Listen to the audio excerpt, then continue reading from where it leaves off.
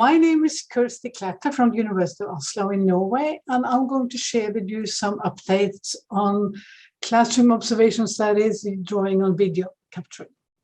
I have entitled my lecture, Classroom Observation as a Means of Understanding Teaching Quality, and ask, are we moving towards a shared understanding of teaching? Before I start, I would like to thank you for this opportunity, and especially for this opportunity to share with you recent updates in this area.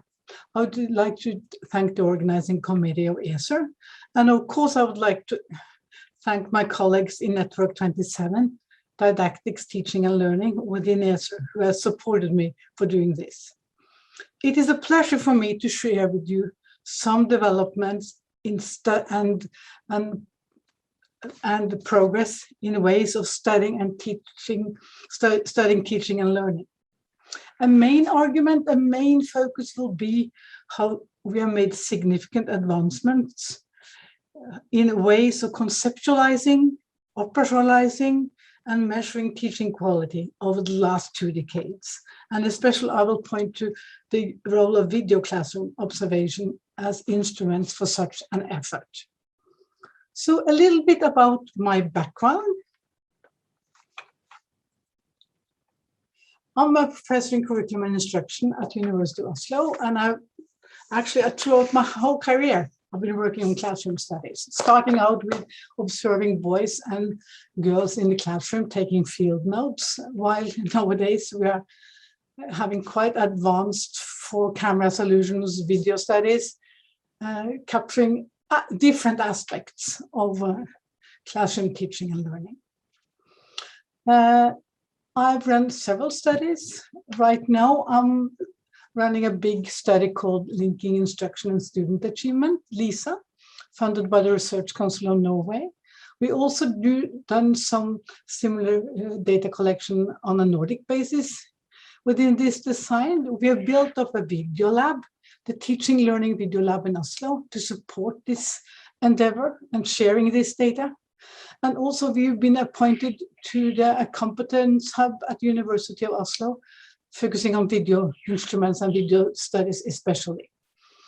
And we have been appointed to become a Nordic Center of Excellence, looking across comparative classroom studies across the Nordic countries. Quality in Nordic Teaching Center, QUINT. The structure of this presentation will pay attention to at least 3 parts. 1, defining the problem area and why the problems about measuring teaching quality. Then I'll point into coding manuals and coding protocols as one way to sort of move this area forward. And then I will review and give an overview of existing protocols. And then I will illustrate with some findings how we have been using these data in the Nordic countries and Norway. As probably assumed, at the one hand, understanding teaching quality point to a long history in the educational sciences. However, analyzing, or even more important, measuring teaching quality have proven difficult. The field has been suffering from fragmentation, theoretical and methodological wars, and especially the lack of common instruments. It's been hard to reach consensus and a lot of sort of idiosyncratic research. And if consensus has been approved, it's been about rather trivial knowledge, I would argue, like it's important that the teachers are well prepared and start the class in due time. All studies trying to understand classroom teaching and learning underscore the role of teachers. Teachers matters, and actually recent studies suggest that teachers represent the most important factor in student achievement outside family and socioeconomic background. When analyzing teaching quality, different approaches, traditions, and also instruments are available. Partly, researchers are digging into who teachers are, the personalities, their beliefs and values, but also their competences and qualification, and of course, formal training.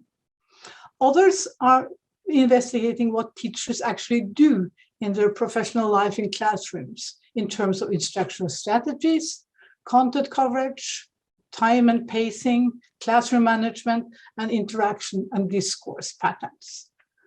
Linked to this, we have several instruments available. And either you could look at this from the point of view of teachers, or you could look at this from the point of view of students. That is, student properties linked to knowledge, activities, and values, beliefs, or teacher properties linked to knowledge, activities, and values and beliefs. And as you see from this list, we have questionnaires and surveys, we have observation designs, we have interaction analysis, we have artifact collections, you could gather portfolios, you could look at it through the role of technologies, of course, tests, and type of assignments and tasks they're using when trying to analyze teaching quality. Recent developments in technology and also methodology, and especially a new sort of renewed collaboration between qualitative and quantitative designs and nested designs, in combination with an increased volume in empirical studies regarding teaching and learning, provide a major step forward in coming to understand qualities of teaching. And for this purpose, also observation protocols and observation design has received a new interest. Also, observation studies point to a long tradition in the educational sciences, and many of you will know the studies from Philip Jackson and Belloc and Kasten and Mahan, focusing on interaction and discourses. The studies of Delamont and Peter Woods from UK classrooms, the French didactic tradition use observation designs, and actually in the Nordic countries, there's quite a strong tradition when it comes to doing classroom studies. But as I said, we see a renewed interest the last year, and especially the last 2 decades, I would say, since the turn of the millennium, linked to technology, developments in technology, and especially in video design and video capturing, but also methodological developments and nested design, where you can combine different sort of data like video data and more sort of statistical data, and also conceptual frameworks and way of theorizing around teaching quality. For example, for the case of technology, there are several sort of discrete, small, miniaturized cameras available, and cameras, and hand cameras, and actually you can even have cameras in your glasses, and you can use multiple networks that automatically synchronize the video, remotely controlled to minimize the footprint in the classroom. Just to illustrate, this is a picture from the first big video study we did in Oslo. Actually, we had to hire a van to transport all these boxes between the classrooms and schools, and I had 2 assistants to sort of organize this. Last year we did our sort of last big. In 2017, we, for example, did the huge parts of video capturings, and then we actually just used a small portable suitcase which captured 4 cameras, 4 audio, everything directly synchronized and easy to carry along, just as a small suitcase. This means also that video design has become increasingly popular when it comes to observation studies and observation designs, as video studies provide a much richer portrayal of classroom practices than will be possible for any single analysis. Video enables the study of complex processes. Video enables coding from multiple perspectives and different perspectives. Videos strengthen the explicit nature of your analysis due to the visual character, but also how this could be aligned with clear criteria, coding manuals, timescales, etc. Video support codification procedures, And video stores the data in a form that allows for new analysis or reanalysis at a later time. It stimulates discussions about pedagogical choices within each instructional practice or classroom and across contexts. Along with these sort of developments, we also see a certain consensus on research on teaching quality.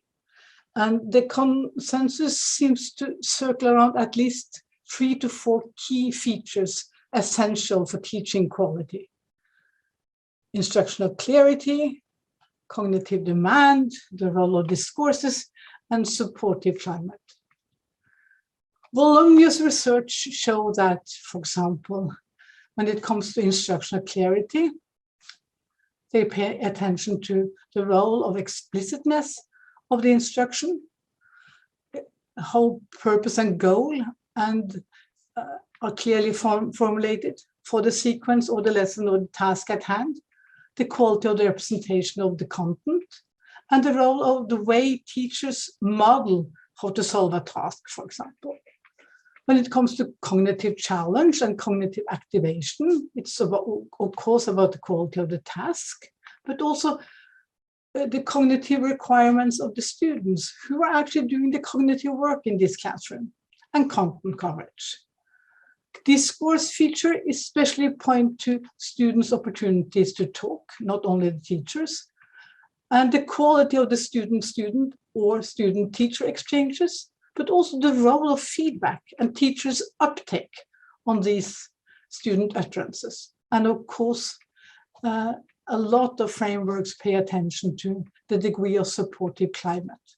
If this is a class of mutual respect and tolerance, the role of student behavior, and how class time is organized to support instruction.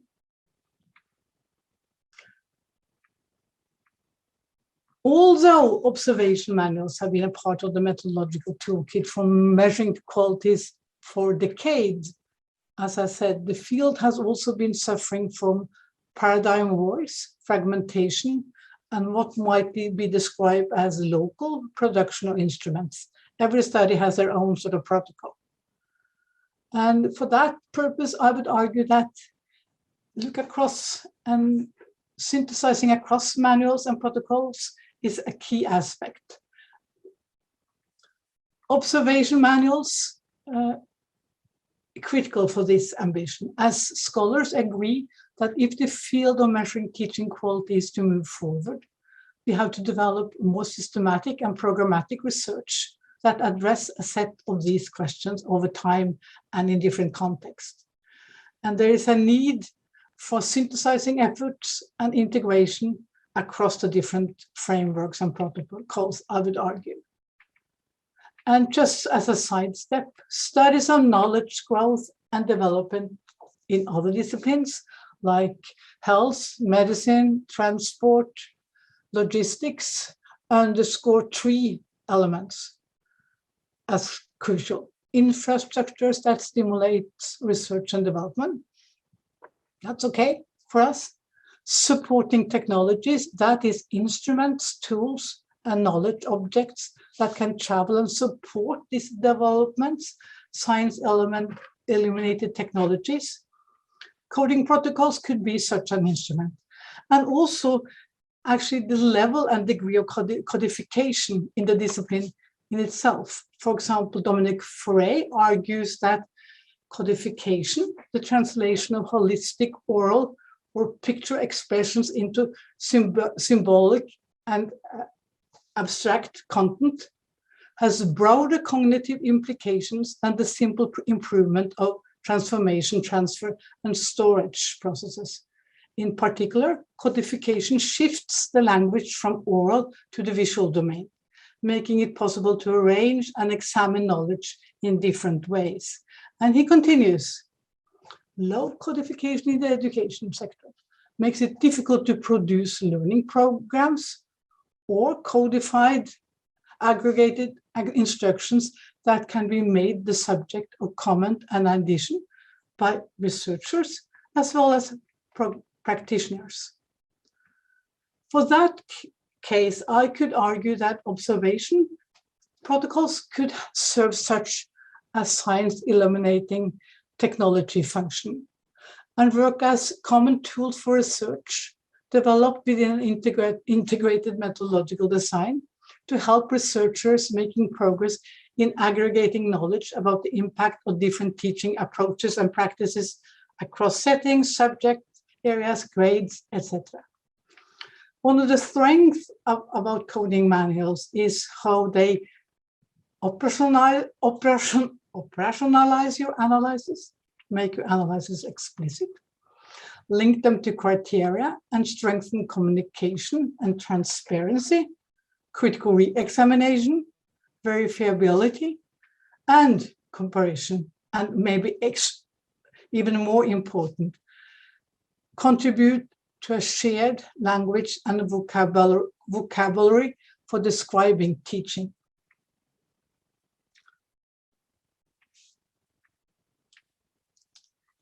A number of current observation protocols have been designed for this ambition to focus upon elements of classroom instruction that may be consistent across different grade levels, content areas, subject areas, and examine a series of features that could be considered generic elements of teaching and maybe also subject-specific elements of teaching.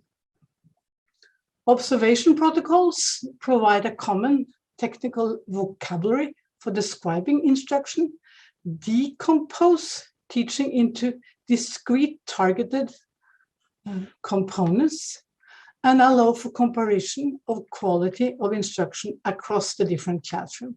Here I've just picked two observation protocols to illustrate: the class protocol from Pienta and Hamre, and the framework for teaching protocol from Charlotte Danielson. They're both from the US. However, there are several protocols out there. I've just made a list of some of them, like, for example, as I said, the class protocol and the framework for teaching protocol, but also the three basic dimension framework developed by Eckhard Klima and colleagues in Germany, the international comparative analysis of learning and teaching protocol from colleagues in the Netherlands, and the system of teacher observation and feedback protocol from Teddle and Kyriakides and colleagues. All of these in black are what we might describe as generic protocols.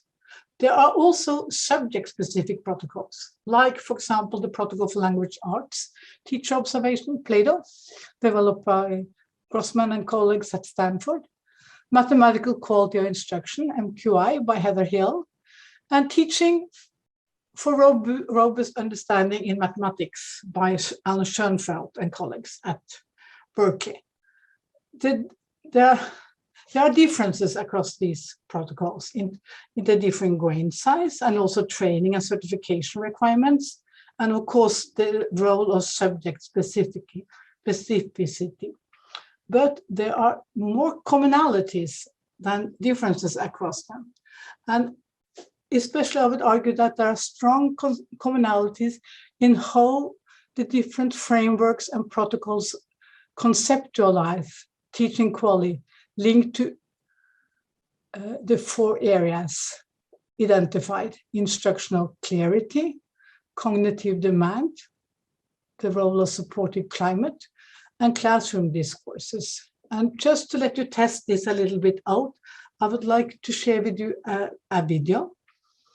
It's a video example from Language Arts classroom in Norway. It's texted, of course. It's from the LISA study. They are 13 years old. They go in grade 8, so first year or lower secondary schooling. And this is from the beginning of the school year. They have, it's from a language arts and writing genre. And this is from a classroom discussion of a short story they read at home, and now they should discuss it in class.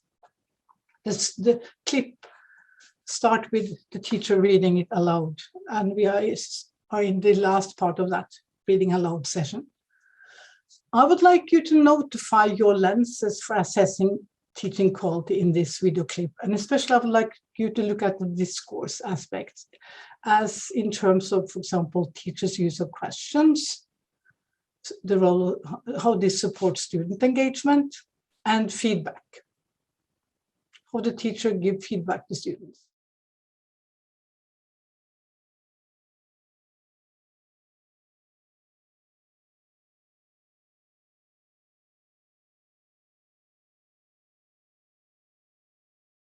På kniven I handa og vet at I morgen må hun ha penger med. Litt mer enn vanlig.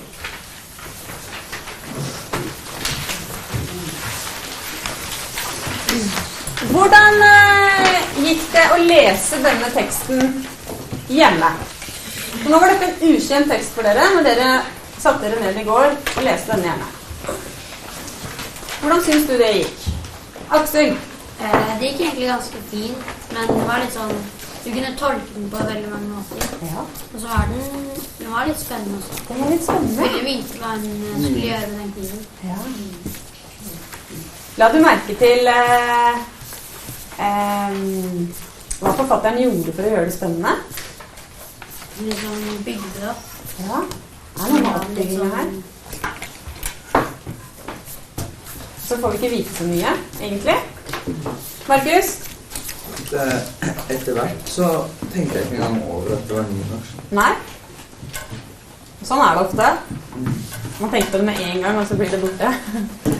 Karoli? Jeg litt av en tid for å lese mellom linjene. Ja. Det tok litt tid å lese mellom linjene. Ja, bra.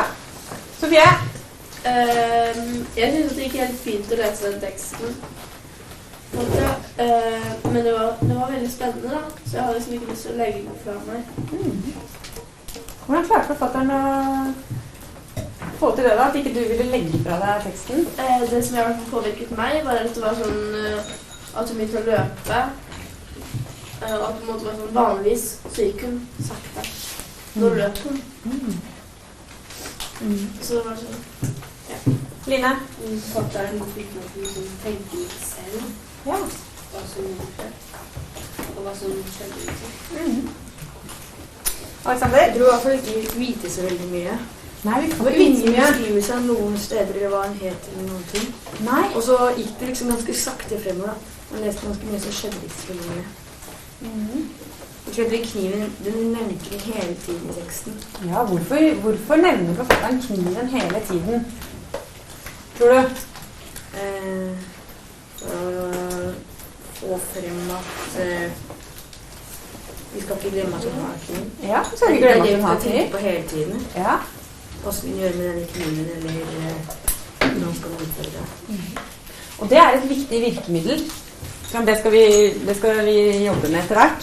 Men dette med å gjenta. Altså kniven har en viktig betydning her. Så forfatteren gjentar denne kniven.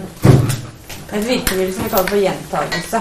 Ja, jeg synes det egentlig var litt rart da jeg leste det med. Så ja, vi vet at det var noe. Du synes det var litt rart? Ja. Eirik? Jeg synes det var litt sånn, det var sånn at du kunne ikke tenke deg til hva som skjedde videre. Du kunne ikke tenke liksom at hun hadde det stort sett at hun følte seg skikkelig lepp og at hun hadde tenkt å ta med da. Men man kunne skrive om til ganske mye forskjellig, selv om det var veldig trist til slutt. Så jeg personlig hadde syntes det var bedre om det var en sånn oppgave, en 10. oppgave, som skriv en halv side videre da.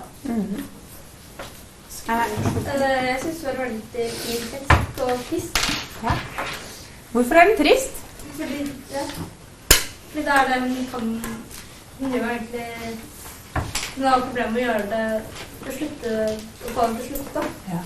Så hun går bare der I en rutine da. Og ja. Litt sånn desperat, kanskje? Bra. Emma, for siste ordet. Jeg tenkte at det var kanskje litt mange bygget seg opp. Men det egentlig meningsfullt ned på slutten. Hva sier du nå? Det var egentlig... Det egentlig meningsfullt skal bli trist på slutten, men jeg tenkte at siden han bygget opp, så hadde det ikke noe bedre bra. Ja. Var det mange som, når dere satt og leste, hvem det som tenkte at hun kommer til å bruke kniven? Ja. Da har jo egentlig forfatteren klart å skrive ganske godt da. Og nesten samtlige tenkt liksom at man sitter og venter på at du skal bruke kniven, en brukerrunde, ikke sant? Det får oss kanskje til å lese litt videre. Og så bruker hun den jo ikke. Det ender jo med at hun ikke bruker den. In a real world, I would love to discuss this to you as an audience, but here I need to have my sort of internal talk. And I just want to say that often when we share this video, the audience often split in two. Half of them think she's very teacher-directed and she has a sort of hidden agenda.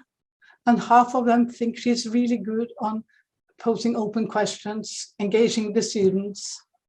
And for that purpose, for example, there are more student utterances than teacher utterances in this video clip.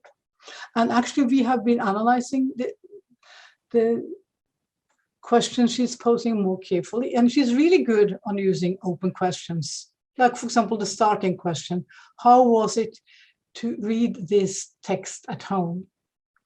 Also, we have analyzed her on the criteria of feedback, and at this point she's sort of mixed, because she's very positive and she's sort of she's providing feedback, but they are very vague and very general, and a little bit so she's saying like yes, but she's not really sort of digging into the substantial element of the utterances the students are proposing. I use this as a sort of stepping stone to share with you our experience when using a specific observation manual, the PLATO manual. And we were interested in how do classroom practices of more effective teachers differ from those of less effective teachers. And effective here in a sort of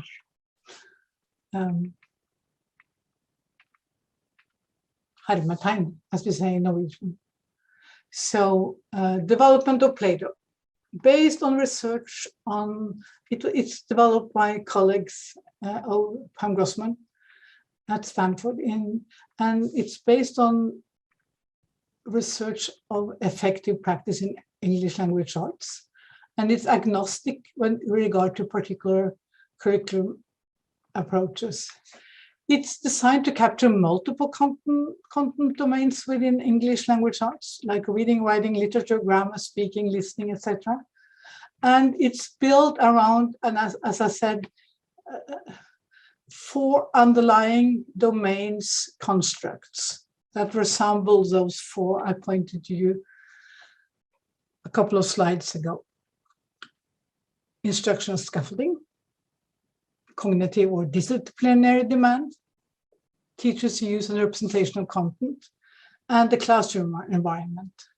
So this is the PLATO observational framework. And the 4 domains has 3 to 4 subdomains. For example, instructional scaffolding are divided into modeling, strategy use and instruction, teachers' use of feedback, and accommodations for language learning, while disciplinary demand are divided into intellectual challenge, who's doing the work in this classroom, but also classroom discourse is a part of the disciplinary demand, as classroom discourse in PLATO are linked to the content at stake, not general discussions. But also, of course, they focus on text-based instruction and the production and use of texts. They also look at the representation and use, how teachers represent and use content, the representation of content in terms of the quality explanation and the conceptual richness, but also how the teacher connect the knowledge to prior knowledge as well as future knowledge, and of course the purpose of the activity or task or lesson. For the issue of classroom environment, PLATO has only 2 elements, behavioral management and time management. For those of you interested in, elaborated understanding of classroom environment, I urge you to use the class manual, for example, because that's really much more elaborated on this part. PLATO has been used in different contexts and large classroom studies like the Understanding Teaching Quality in the US, the big Bill Gates Measures of Effective Teaching MET study. We used it, or we choose to use it in the Linking Instruction and Student Achievement study. And we are also currently using it in this Nordic Center of Excellence, using it as a framework for digging into Nordic classroom practices. And now I'll show you some of the findings and how we use these findings from this. So I'll start out by an illustration from the LISA study. That's the Norwegian big video study. And in this one, we are interested in linking instruction and instructional practices in the classroom with scores, student achievement scores. So we videotape at least 4 consecutive lessons in each subject area and each classroom, and link that to gains on national tests in mathematics and reading. So for Norway, we have 48 classrooms, I think it's actually 48, in mathematics and 48 in language arts from the grade 8. And again, they are 13 years old, and they are composed. The schools and the classrooms are composed so they represent a huge variety of what we know about key variables for understanding lower secondary education in Norway. We also matched it with scores on the national tests in order to see how, for example, schools with higher gains than expected versus schools with lower gains than expected performed on these observation manuals. Each classroom were videotaped with two cameras, and we videotaped each classroom for 4 consecutive lessons in mathematics and language arts, respectively. We combined the videos with copies of students' work and assignments and PowerPoint and all that sort of things. And we also, of course, collected teacher background data. In addition, we used a student perception questionnaire on the instructional practices in each of the classroom. And as I said, we combine and relate this to gains on the national tests in mathematics and reading. And that the interesting part is that they have the same test in grade 8 and grade 9. So we videotape them in grade 8. So this is an example of the class camera. And this is an example of the camera following the teacher. I would also like to say that this is a very typical grade lower secondary classroom in Norway. So for analyzing these video data, we choose to use PLATO. And although PLATO was developed for language arts, and also it's also been used for mathematics instruction and science and social science instruction, and also actually second language instruction. As I said, it has 4 domains, 12 elements considered important for instruction. We rate each element on a scale from 1 to 4 based on the extent of evidence in the video. And each lesson are divided into 15-minute sequences as we rate for every element throughout the whole lesson. So, for example, when rating, and this is an example from feedback, we, of course, look at oral feedback practices in the classroom. We don't have access to teachers' written feedback. And then again, we have this scale from 1 to 4. So 1 is no feedback, a 2 is vague and unclear feedback, often positive, like, oh, this is good, great work, ladies and gentlemen, continue like this. To get a 3, the feedback needs to be clear, specific, and concrete and substantial. And to get a 4, it has to be clear, specific, and substantial over time, and also include advice in how to improve the work. So this is the rubrics, for example, for the feedback, as you can see. The same goes for classroom discourse. Here we divide classroom discourse into students' opportunity to talk, but also how these opportunities are used in this classroom. What we might describe as uptake, drawing on the work of Martin Neistat, for example. So this is the way Plato decomposed classroom discourse: uptake and opportunities. And this is the rubrics for classroom discourse. So what did we see? Very shortly, these are just snapshots from some of the data.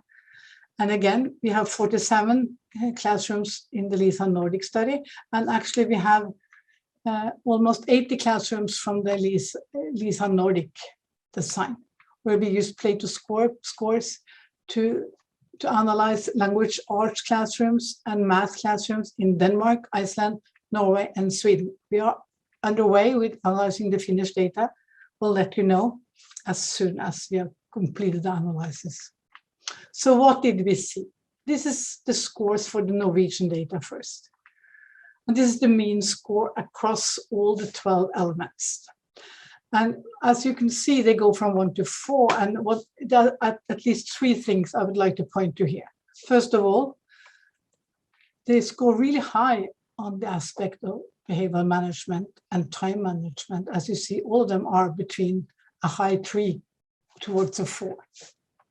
On the other hand, they score rather low on scaffolding techniques like strategy, instruction, and use, the teacher's use of modeling, but also connection to prior knowledge. As you can see also here, there are really some interesting differences in mathematics and language arts. And actually, we were a little bit surprised of the low scores in language arts in our material. What we also see is that when it comes to the representation of content and the intellectual and cognitive demand in the classroom, they score on sort of a little bit above average, a little bit above 2. If we combine this with the scores across the Nordic classrooms, we see quite similar patterns. This is in mathematics. And here is Denmark red, Iceland light blue, Norway dark blue, and Sweden yellow. And again, you see that they score a little bit quite okay when it comes to classroom management, including time management, and especially, and actually, we will also see that, you also see that actually Iceland scoring is a little bit lower than expected. We also see that, like for the case of Norway, that the scores on scaffolding techniques are rather low, below a 2 for most, except modeling in Norway and Sweden, and maybe problematically low for Denmark and Iceland. And again, we see that representation and content and the intellectual or cognitive demand is a little bit above average. This is in mathematics. This is the scores in language arts in the same classrooms. And as you see, I think it's concerning that scaffolding techniques that are seen as essential for high quality learning are so poorly elaborated in these classrooms. But we all just elaborate a little bit more. I'll just show you the classroom environment from Norway scores again. So this is the score on time management and behavior management. And as you see, it's a very sort of leaning heavily towards the high end, towards a 4. And if you collapse 3 and 4, almost 98% are in the same high end. A little bit less for time management. But on the other hand, we have a sort of rather different pattern when it comes to scaffolding techniques, like strategy, instruction and use, and modeling. Here we have very few at the high end with a score of 4. And while quite a lot, or actually not using it at all.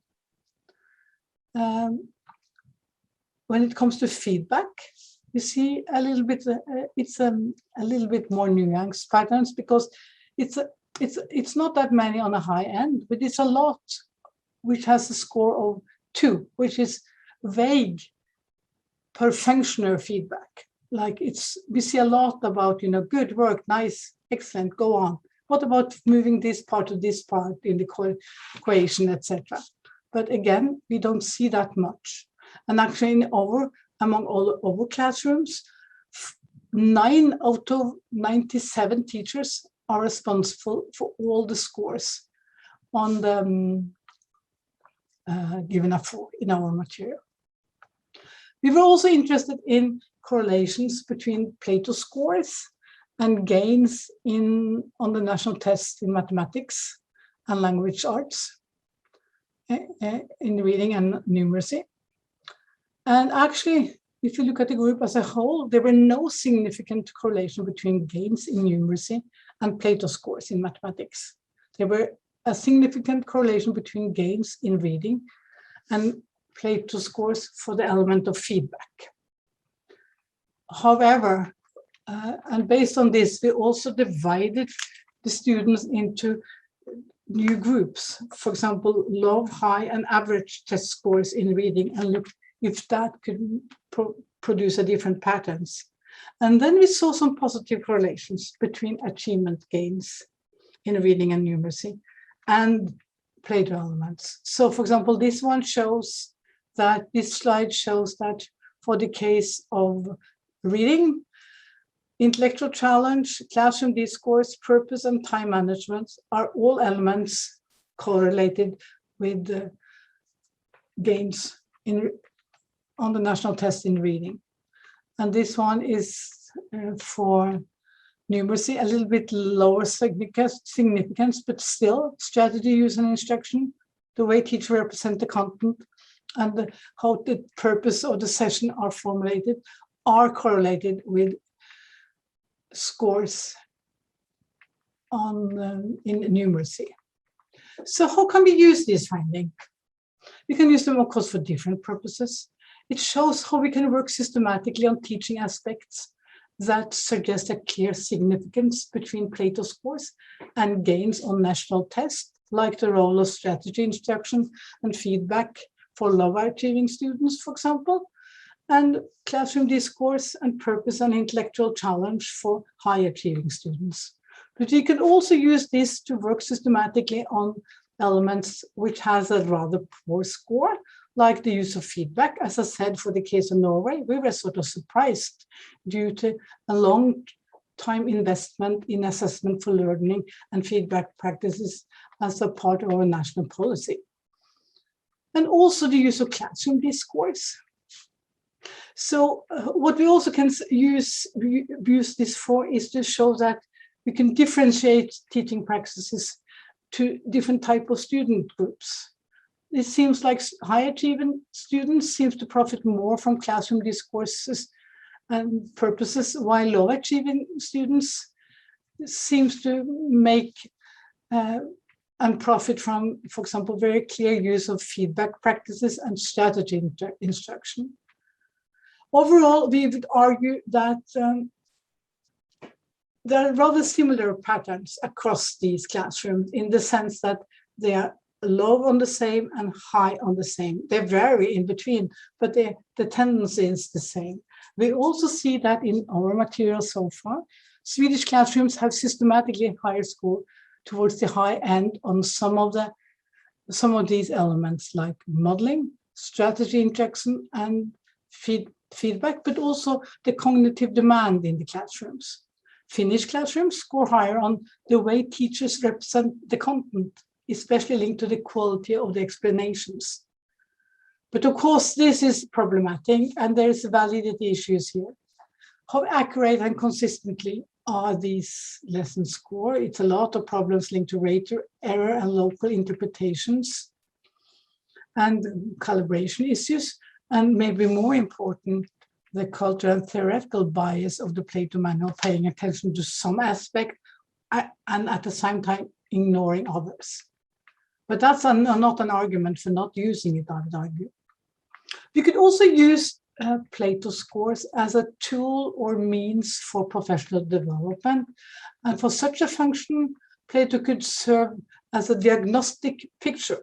So, for example, in collaborating schools in the Oslo region in Norway, we've used the PLATO scores and asked the teachers to look at or appoint to elements they would like to work on more systematically.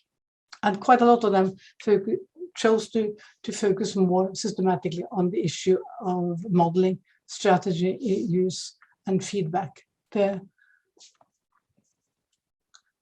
these elements. And also they moved on to classroom discourse. And actually, just to pay attention to, for example, how to give feedback, deciding to do this actually helped raise their scores.